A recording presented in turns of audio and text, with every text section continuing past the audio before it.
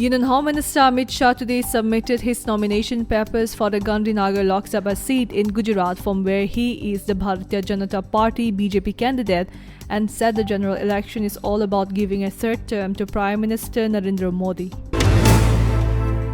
6 districts in Nagaland experienced complete voter abstention during the recent Lok Sabha election, driven by the ENPO's demand for a separate state. Over 4 lakh voters refrained from participating, citing historical neglect and marginalization. Since 2010, the ENPO has been advocating for Frontier Nagaland. This abstention signifies resident solidarity with a call for Frontier Nagaland territory and emphasizes their grievances with the current governance structure. Election Commission officials undertook a challenging 40-kilometer trek to ensure the sole voter of Malagam village in Arunachal Pradesh, Sokila Tayang, could participate in the Lok Sabha polls. Tayang, a 44-year-old woman residing near the China border, is the village-only voter with no road access. The EC team, accompanied by security personnel, walked to the village carrying essential polling equipment. The Election Commission issued a shocker's notice to Tipra Mota Chief Pradyut Kishore Manikya Debarma for a controversial Facebook post today. Debarma was directed to remove the post immediately and provide an explanation by 2 p.m. today. The notice cited Section 126(1)(b) of the Representation of the People Act 1951, which restricts the display or propagation of election matters through various means, including social media posts and public events, within 48 hours of polling. The Chief Electoral Officer of Tripura reiterated this restriction in a letter.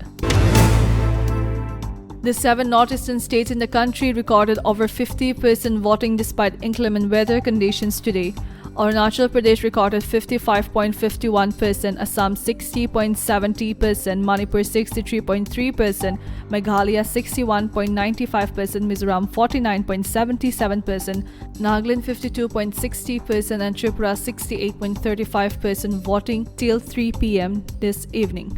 In Arunachal Pradesh, which is going for simultaneous Lok Sabha and Assembly elections, the Arunachal East parliamentary seat recorded a voter turnout of 56.78%, and the Arunachal West Lok Sabha seat witnessed 54.53% turnout till 3 p.m. this evening.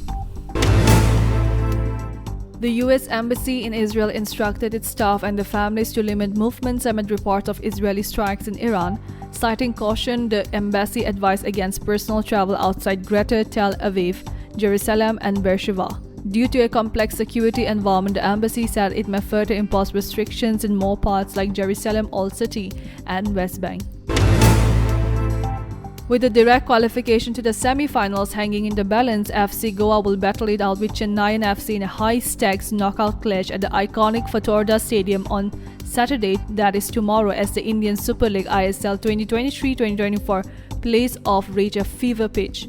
With their dreams of winning the title at stake, both teams are gearing up for a battle that promises to be hard-fought and exhilarating at the same time.